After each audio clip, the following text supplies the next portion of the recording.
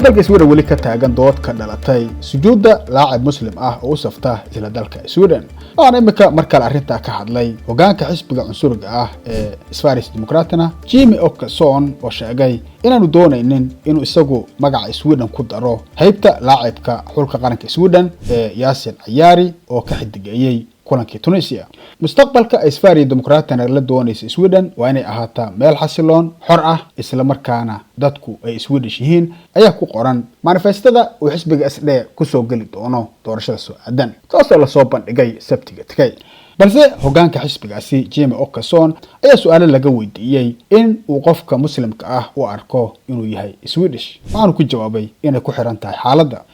waa la noqon karaa, laakiin waxay ku xiran tahay heerka ay gaarsiisan tahay mu'minimada qofku. Yacni haddii aad muslim saa'ida tahay ma ihid Swedish saxa sida uu ninkan u arko. Waxay ku xiran tahay waxa uu kaalinta koowaad gelinayo.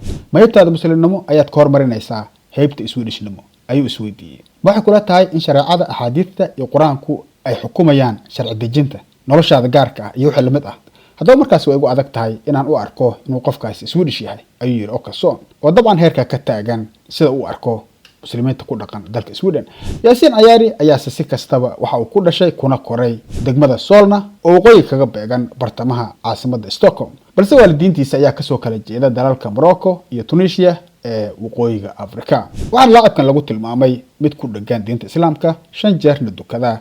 markuu 2 gool ka dhaliyay Tunisia kulan ka tirsan koobka adduunkana waxa uu u dabaal degay qaab ah inuu jilbaha dhulka dhigto oo uu sujuudo isaga oo markii dambana gacmaha sare u baaciyay. waxaa barnaamijkan gacan ka geystay maqaayadda Mendy Palace Restaurant oo lagu soo kordhiyay adeegyo cusub sida in lagu karinayo cuntooyinka munaasabadaha, aroosyada, ducooyinka, sanad guurada, shirarka iyo dalabaadka khaaska ah oo heer sare ah. meesha ay ku taalo shaashada ka milicso. balse ciyaarta dabadeed Jimmie Åkesson ayaa Twitterka ku soo qoray sidatan in go'dhaliyaasha Sweden loogu yeero Isak Ayari iyo Gyökeres ma bedelayso aragtideeda ku saabsan waxa ay tahay siyaasad mas'uuliyad leh, mana xitaa bedelayso haddii laacibintaas loogu yeero Andersson, Pettersson iyo Lundström. waan ku faraxsanahay si kastoo tahayba waxaan carabka ku adkeynayaa inay kulligood yihiin muwaadiniin Swedish ah. balse waxaa la weydiiyey sababta uu sidaa u soo qoray. waxaanu sheegay in markasta oo Sweden ciyaarayso ay dad badan faallooyin ka bixiyaan waxyaabaha uu soo qoro.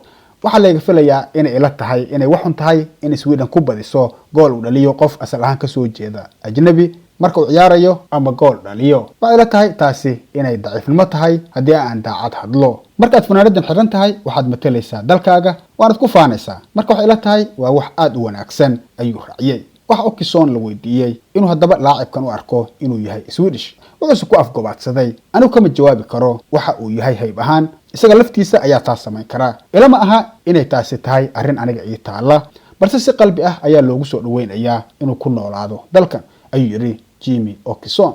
si kastaba doorashada guud ee dalka Sweden ee ka kooban 3 qaybood ee heer qaran, heer gobol iyo heer degmo ayaa qabsoomi doonta 13 bisha September ee isla sanadkan 2026 markaasoo la dooran doono xubnaha baarlamaanka Sweden ee loo yaqaano Riksdag oo ka kooban 349 xubnood, kuwaasoo markoodana dooran doona wasiirka koowaad ee dalka Sweden xukumi doona. waxaan imika marka la eego qiimaynta bilaha ee lagu sameeyo ra'yul caamka uu xisbigan SD leeyahay 20%, halka tusaale ahaan xisbiga sooyaalka ah ee loo yaqaano Social Democratna uu bishan helay 31%. Maxamed Xaaji, Hadalsami TV.